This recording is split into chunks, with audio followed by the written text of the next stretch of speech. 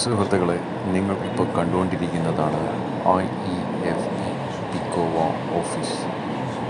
ഇതാണ് IEFP പിക്കോവ office.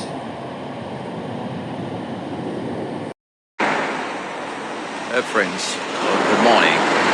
എന്നാണ് വിശേഷം? എല്ലാവരും വളരെ സുഖമായിട്ടിരിക്കുന്നു കരുതുന്നു. ഞാനിപ്പോൾ ഇവിടെ വന്നത് IEFP ഓഫീസിലാണ്. നമ്മുടെ പേര് രജിസ്റ്റർ ചെയ്യാൻ വേണ്ടിയിട്ടാണ് IEFP ഓഫീസിൽ വന്നത്. ഏതൊരു ഫോറിനർ വർക്ക് വിസയിൽ വന്നു കഴിഞ്ഞാൽ ഇവിടെ IEFPയിൽ പേര് രജിസ്റ്റർ ചെയ്യും. ഇപ്പം D1, D3, E8 or DP ഇതിലേത് work വിസയിൽ വന്നാലും ആ വർക്ക് വിസയിൽ വരുന്ന വ്യക്തി ഇവിടെ IEFP നിർബന്ധമായിട്ട് പേര് രജിസ്റ്റർ ചെയ്തിരിക്കണം. ഓക്കെ. അപ്പോൾ IEFPയിൽ വരുമ്പോൾ എങ്ങനെയാണ് ഇവിടുത്തെ കാര്യങ്ങൾ ഞാൻ പറഞ്ഞു തരാം.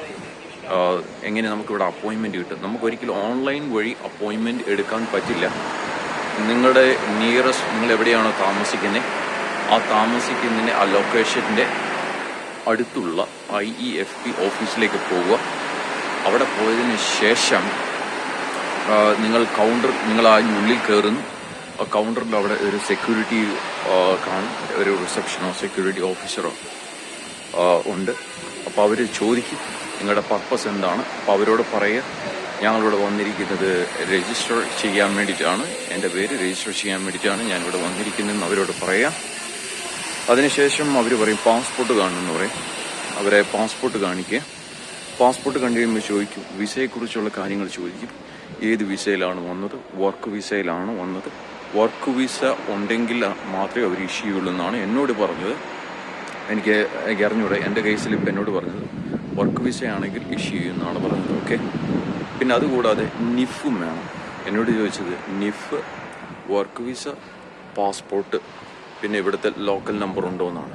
ഇതിനെല്ലാം ഉണ്ടെന്ന് ഞാൻ കാണിച്ചു കൊടുത്തതിന് ശേഷം അവർ എനിക്കൊരു ടോക്കൺ തന്നു, ഒരു ടോക്കൺ. ഓക്കെ. ആ ടോക്കൺ കൊണ്ട് പിന്നെ ഞാൻ അകത്തൊരു റൂമിൽ കുറച്ച് സമയം വെയിറ്റ് ചെയ്ത് നിന്നു. ഏതാണ്ട് ഒരു 40 മിനിറ്റോളം വെയിറ്റ് ചെയ്തു. നല്ല തിരക്കുണ്ട്.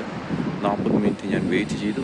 40 മിനിറ്റിന് ശേഷം എൻ്റെ നമ്പർ അവർ വിളിച്ചു. ഞാൻ വേറൊരു കൗണ്ടറിലേക്ക് ചെന്നു. ആ കൗണ്ടറിൽ ചെന്ന് കഴിഞ്ഞപ്പോൾ അദ്ദേഹം എന്നോട് ചോദിച്ചു, എന്താണ് ഇവിടെ വന്നിരിക്കുന്നത്. ഞാൻ പറഞ്ഞു രജിസ്റ്റർ ചെയ്യാൻ വേണ്ടിയിട്ടാണ് വന്നിരിക്കുന്നതെന്ന്. അന്നേരം അദ്ദേഹം ചോദിച്ചു ഏത് വിസയാണ്, വർക്ക് വിസയെക്കുറിച്ച് ചോദിച്ചു. അദ്ദേഹത്തിൻ്റെ കമ്പ്യൂട്ടറിലിരുന്ന് എന്തൊക്കെയോ ചെക്ക് ചെയ്യുന്നുണ്ടായിരുന്നു. എന്താണെന്ന് എനിക്കറിയത്തില്ല. അദ്ദേഹം ഏതാണ്ടൊക്കെ ചെക്ക് ചെയ്യുന്നുണ്ട്. അതിനുശേഷം എൻ്റെ ഫോൺ നമ്പർ, ടാക്സ് നമ്പർ, അതുപോലെ തന്നെ ഞാൻ എവിടെയാണ് താമസിക്കുന്നതിൻ്റെ ലൊക്കേഷൻ അദ്ദേഹം എടുത്തിട്ട് പറഞ്ഞത് എനിക്കൊരു 2 ആഴ്ച 3 ആഴ്ച ഇനി കാത്തു നിൽക്കണം. ആ 2 ആഴ്ചയ്ക്കുള്ളിൽ ഒരു SMS വരും.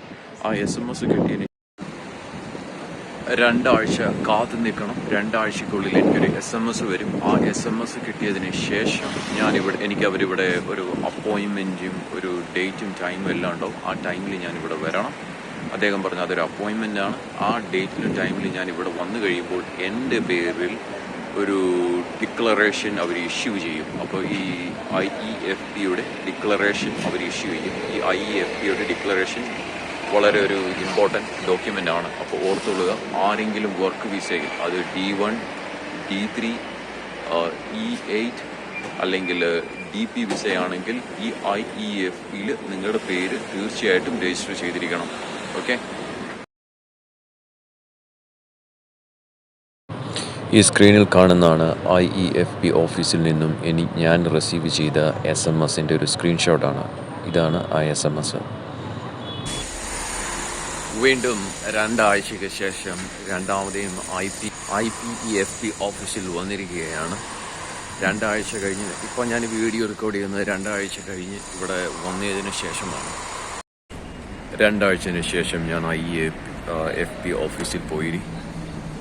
ഈ പ്രാവശ്യം അവർ ധാരാളം ചോദ്യങ്ങൾ ചോദിച്ചിരുന്നു. 1, നമ്മുടെ എഡ്യൂക്കേഷൻ ബാക്ക്ഗ്രൗണ്ടിനെ കുറിച്ച്, 2, ഇന്ത്യയിൽ എവിടെ വർക്ക് ചെയ്തു, ഇങ്ങനെയുള്ള കാര്യങ്ങളെക്കുറിച്ച്, ഇന്ത്യയിലെ ഏത് ഫീൽഡിലാണ് ജോലി ചെയ്ത് അതിൻ്റെ എക്സ്പീരിയൻസ്, അതിൻ്റെ ഓരോ കാര്യങ്ങൾ, അതായത് പ്രോഗ്രാമിംഗ് ലാംഗ്വേജ് അങ്ങനെയൊക്കെയുള്ള കാര്യങ്ങൾ. ഇപ്പോൾ IT ഫീൽഡിനെ സംബന്ധിച്ചാണെങ്കിൽ IT ഫീൽഡിലെ എല്ലാ കാര്യങ്ങളും അവരെന്നോട് ചോദിച്ചിരുന്നു. എത്ര വർഷത്തെ എക്സ്പീരിയൻസ് ഉണ്ട് അങ്ങനെയുള്ള കാര്യങ്ങളെക്കുറിച്ച് അവരൊക്കെ ചോദിച്ചിരുന്നു. അങ്ങനെ ചോദിച്ചതിന് ശേഷം അവസാനം അവർ എൻ്റെ പേരിലൊരു ഡിക്ലറേഷൻ ലെറ്റർ IEFBന്ന് ഇഷ്യൂ ചെയ്ത് കിട്ടിയിട്ടുണ്ട്. അതാണ് നമുക്ക് ഇവിടുന്ന് കിട്ടാനുള്ളത്. അപ്പോൾ ഏതായാലും അത് എൻ്റെ പേരിൽ കിട്ടി. ഞാനത് എന്നാന്ന് കാണിച്ചു തരാം. ഈ മോൾ വശത്ത് കാണുന്നതാണ്. ഇതാണ് അതിലൊരു ലെറ്റർ. ഈ ലെറ്റർ നമുക്ക് ഇവിടുന്ന് കിട്ടണം. അപ്പം ഇത് മൊത്തം കിട്ടാൻ വേണ്ടി ഏതാണ്ട് 2 ആഴ്ചയും അതിൽ കൂടുതൽ സമയം പോയി. ഏതാണ്ട് ഒരു 3 ആഴ്ചയോളം മൊത്തം ഇതിന് ടൈം എടുത്തു. അപ്പോൾ ആദ്യം ഞാൻ പോയപ്പോൾ ഇത്ര ചോദ്യങ്ങളൊന്നും ചോദിച്ചില്ല. ആ സമയത്ത് അവർ പേര് രജിസ്റ്റർ ചെയ്യുക മാത്രമേ ഉള്ളൂ. 2ാം പ്രാവശ്യം എനിക്കൊരു അപ്പോയിൻമെൻറ്റ് വന്നു. ആ അപ്പോയിൻമെൻറ്റ് സ്ക്രീൻഷോട്ട് ഞാൻ ഓൾറെഡി സ്ക്രീനിൽ കാണിച്ചിരുന്നു. ഒരു SMS വന്നു. ആ SMS കിട്ടിയതിന് ശേഷം ഞാൻ സെക്യൂരിറ്റി ഇവിടെ വന്നു. ഒരു ഡേറ്റും ടൈമും എല്ലാം ഉണ്ട്. അതിന് ഞാൻ ഇവിടെ വന്നു ഈ പ്രാവശ്യം. അങ്ങനെ വീണ്ടും അകത്ത് കയറി.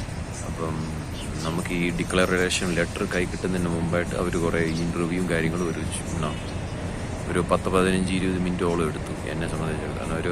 ഒരു 10 മിനിറ്റോളം എടുത്തു. 10 മിനിറ്റ് അദ്ദേഹം ചോദ്യങ്ങളൊക്കെ ആയിട്ട് അങ്ങനെ ചോദിച്ചു. അതിന് ശേഷമാണ് നമ്മുടെ പേരിൽ ഒരു ഡിക്ലറേഷൻ ഇഷ്യൂ ചെയ്തത്.